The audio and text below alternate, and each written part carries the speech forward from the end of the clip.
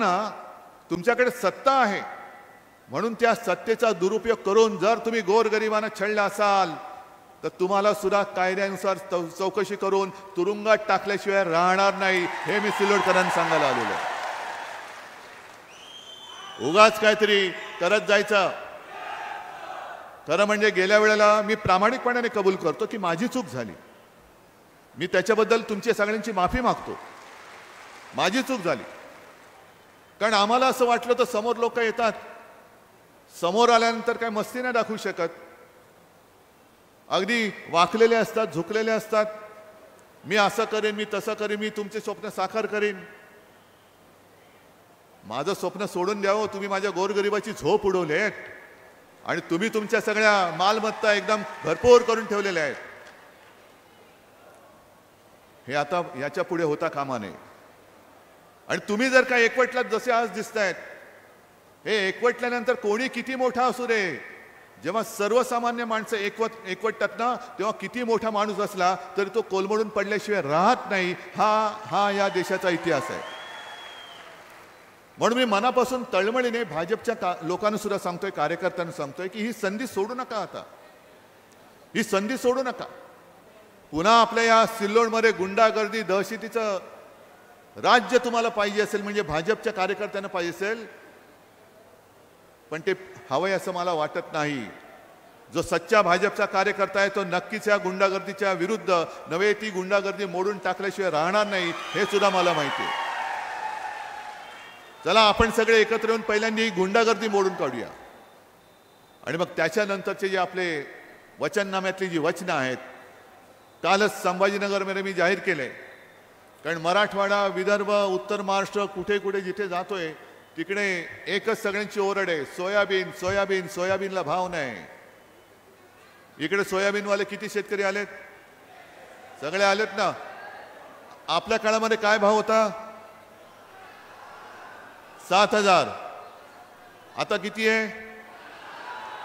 मग मी तुम्हाला वचन देतोय की त्यावेळेला जर मी 7,000 भाव तुम्हाला दिला होता तर या वेळेला आपलं सरकार आल्यानंतर मी तुम्हाला 7,000 भाव दिल्याशिवाय राहणार नाही. हमी भावच नाहीये. म्हणजे शेतकऱ्याच्या मालाला हमी भाव नाही तर गद्दाराला हमी भाव द्यायचा. गद्दार मस्तीमध्ये मला 50 खोके मिळालेत. गद्दाराला जर का 50 खोके मिळत असतील तर राबणाऱ्या माझ्या शेतकऱ्याला, शेतमजुरांना त्याच्या हक्काचं का मिळू नये? ज्यांनी म्हणजे तुम्ही ज्याला निवडून दिला तो गद्दार झाला, तो खोके घेऊन पळाला. पण ज्यांनी निवडून दिला तो त्याच्याकडे गेल्यानंतर तो उलटा फिरून दादागिरी करतो. मी तुम्हाला सोयाबीनला भाव देऊन दाखवेन.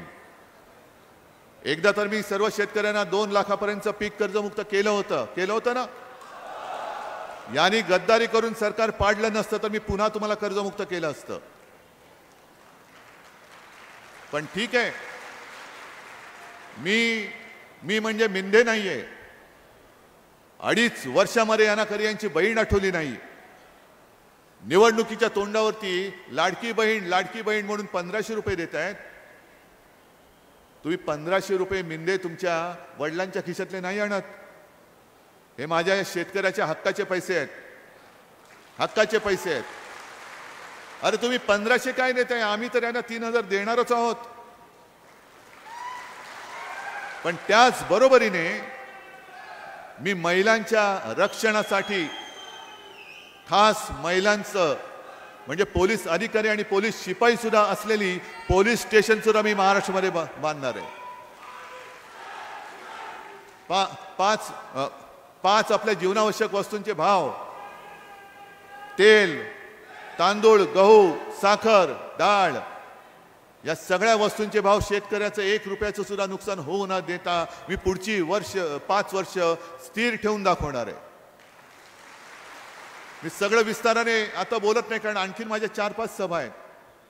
थोडंसं उमेदवारांना विनंती का केली कारण वेळेचं गणित जुळत नाही. मग तुमच्यासारखीच लोक 2-2, 3-3 तास माझी वाट बघत बसलेली असतात.